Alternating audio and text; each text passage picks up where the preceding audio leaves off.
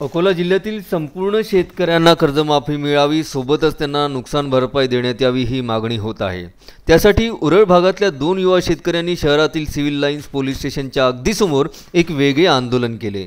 आकाशवाणी केंद्रासमोरील टॉवरवर चढून युवा शेतकऱ्यांनी केलेल्या शोले स्टाईल आंदोलनाची चर्चा संपूर्ण परिसरात राहिली। या प्रकाराने जिल्ह्यात एकच खळबळ उडाली। 2 युवा शेतकऱ्यांनी टॉवरवर चढून आंदोलन केल्यामुळे पोलिसांचे धाबे दणाणले। सकाळी 10 वाजताच्या सुमारास अक्षय साबळे आणि गोपाल अंबादास पोहरे या 2 युवा शेतकऱ्यांनी शोले स्टाईल आंदोलन करण्याचा प्रयत्न केला। अकोला जिल्हा मध्यवर्ती सहकारी बँक आणि सोसायटीने शेतकऱ्यांच्या खोट्या सह्या आणि काही शेतकऱ्यांच्या सह्या न घेता परस्पर कर्जाचे पुनर्गठन केल्याचे बोलले जाते। त्यामुळे जिल्ह्यातील अनेक शेतकऱ्यांना याचा नाहक त्रास होत आहे।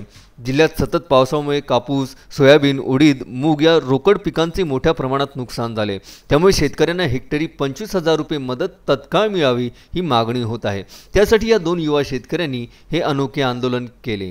घटनेची माहिती मिळताच सिव्हिल लाईन पोलीस, शहर वाहतूक शाखा, दंगल नियंत्रण पथक आदींनी घटनास्थळी त्वरित धाव घेतली। युवकांची समजूत काढण्याचा प्रयत्न केला। हे दोन्ही युवक बाळापूर तालुक्यातील आहेत। पोलिसांनी युवकांना खाली उतरवण्यासाठी प्रयत्न केलेत। ही बातमी शहरात वाऱ्यासारखी पसरताच त्यांना बघण्यासाठी लोकांची तोबा गर्दी झाली।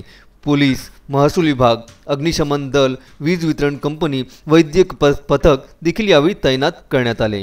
ही माहिती पोलिसांनी जिल्हा प्रशासनाला कळवली।